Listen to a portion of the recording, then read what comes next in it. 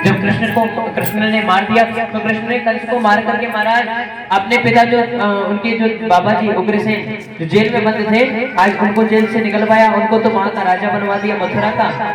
और अपने माता पिता देवकी वसुदेव जो कारागार में बंद थे उनको भी बंदी गृह से छुड़वा दिया। तो महाराज बंदी गृह से जब देवकी वसुदेव को छुड़वाया तो देवकी वसुदेव ने भगवान के समस्त संस्कार पूरे करवाए, इन तो भगवान को गुरुकुल भेज दिया महर्षि सांदीपनि के यहाँ। जो सांदीपनि जी के यहाँ भगवान पढ़ने के लिए गए, गुरुकुल पढ़ने के लिए गए, वही इनकी मैत्री हुई थी सुदामा जी महाराज से, जो भगवान के बड़े घनिष्ठ मित्र हुए हैं, जिनके विषय में हम सुनते हैं कृष्ण और सुदामा। जहां दर्शन करते हैं कृष्ण और सुदामा का, आप अभी आने वाली कथा में, आज ही की कथा में दर्शन करेंगे सुदामा का जीवन कैसा था। महाराज गुरुकुल में भगवान पढ़ने चले गए, इनकी मैत्री होगी सुदामा जी से, और इधर भगवान लौट करके आए, मथुरा के राजा बन गए। तब इन अस्थि और प्राप्ति के भाई जरासंध ने आक्रमण किया मथुरा नगरी पर, यानी भगवान की राज्य पर आक्रमण किया है जरासंध ने। किस द्वेष में आकर? क्योंकि मेरी बहनों का पति इस कृष्ण ने मार दिया, इसीलिए इसने मथुरा पर आक्रमण किया, हार गया। दूसरी बार आक्रमण गया, हार गया। तीसरी बार आक्रमण किया, फिर भी हार गया। महाराज पूरे 17 बार मथुरा पर आक्रमण किया था जरासंध ने, और 17 बार आक्रमण कर दिया, हार करके चला गया। तब महाराज इसको किसी ने बताया कि महाराज हमने सुना है कि भगवान उस कृष्ण की पूजा सारे संत करते हैं, सब ब्राह्मण करते हैं, और ब्राह्मणों की बात कभी भगवान कृष्ण टालता नहीं है। तो जरासंध ने क्या काम किया, जब ऐसा सुना कि ब्राह्मणों की बात भगवान नहीं टालता, तो महाराज आज जरासंध ने पंडितों को पूजा पर बैठा दिया, ब्राह्मणों को पूजन पर बैठा दिया, और धमकी दे दी, सुनो जा रहा हूं 18वीं बार लड़ने, अगर हार कर लौटा तो तुम में से किसी को जिंदा नहीं छोड़ूंगा मैं। सारे पंडितों को धमकी दे दी और कह दिया कि अगर मैं जीत कर आया तो जो तुम चाहोगे वो तुम्हें मिलेगा, और अगर हार कर आया तो तुम में से एक भी जिंदा नहीं बचेगा। ये धमकी दे दी जरासंध ने ब्राह्मणों को। तो याद रखना प्यारे, अगर ब्राह्मणों से कोई क्रिया करानी है तो ब्राह्मण को दबाव में ला करके नहीं, प्रेशर में ला के नहीं, बल्कि सम्मान आदर कार्य कराइएगा तो सफल होगा।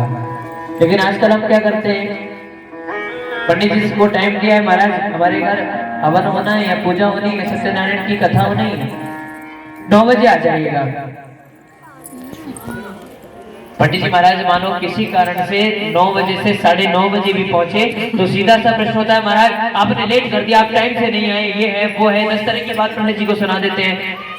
एक बात बताओ माताओं, पंडित को क्या खरीद लिया है? पंडित क्या आपके घर का नौकर है कि आपके टाइम के हिसाब से चलेगा? देखो हम इसलिए नहीं बोल रहे क्योंकि हम ब्राह्मण हैं, बिल्कुल नहीं बोल रहे साहब। हमारा तो सीधा सिद्धांत है, अगर किसी को अपने टाइम से कार्य कराना तो बेटा टाइम से लेने आना और टाइम पे ही छोड़ के जाना।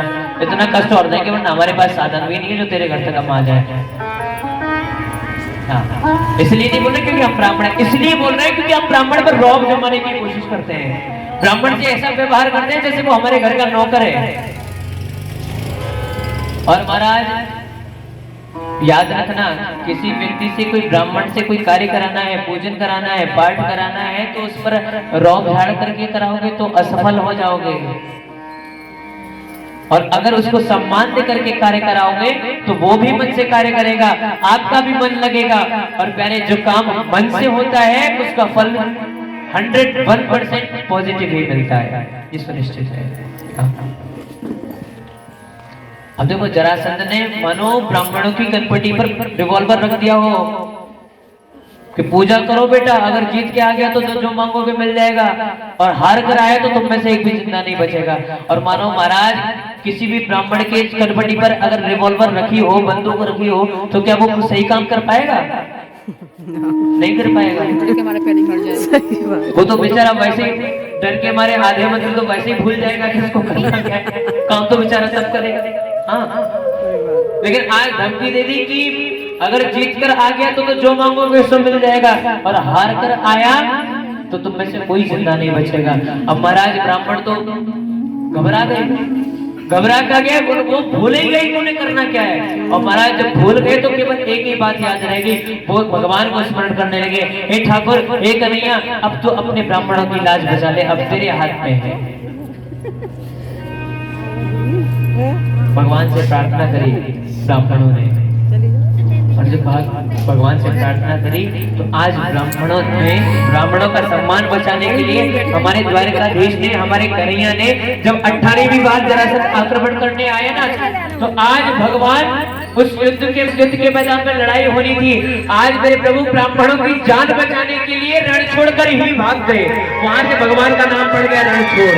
बोलिए रणछोड़ भगवान की जय। भगवान रण छोड़ करके भाग गए।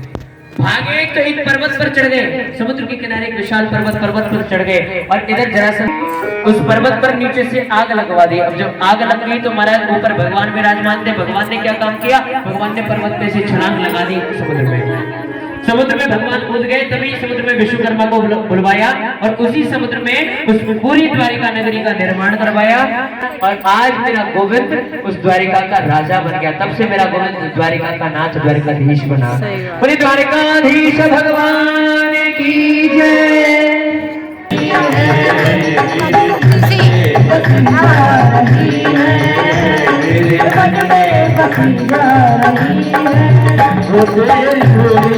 सूरत खबरिया मेरे मन में बसी जा रही है, तेरी भोली सी सूरत खबरिया मेरे मन में बसी जा रही है, तेरी भोली सी सूरत खबरिया मेरे मन में बसी जा रही है, तेरी भोली सी सूरत खबरिया मेरे मन में बसी जा रही है।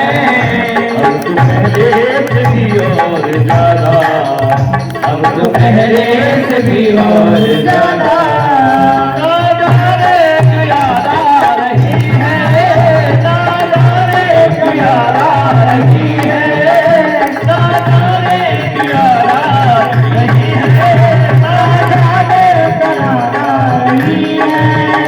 पूरी भोली सी सूरत सवरिया मेरे मन में जा रही है, तेरी भोली सी सूरत सवरिया मेरे मन में बसी जा रही है, तेरी सूरत सवरिया मन में बसी जा रही है, तेरी भोली सी सूरत सवरिया मेरे मन में आ रही है।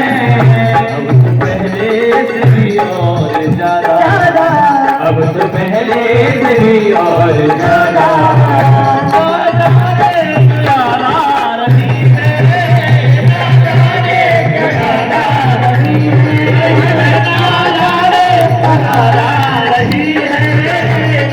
आ रही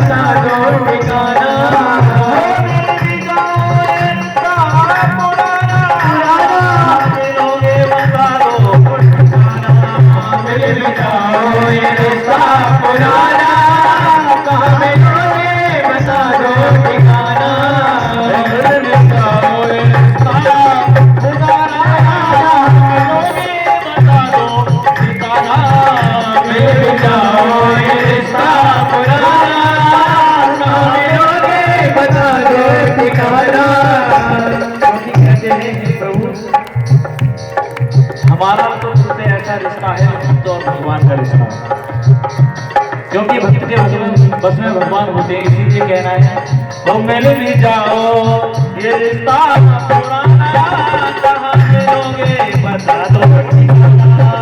मिल भी जाओ ये रिश्ता पुराना, कहाँ मिलोगे बता दो ठिकाना। तुमको भूले पड़े हम कन्हैया, तुमको भूले पड़े हम कन्हैया।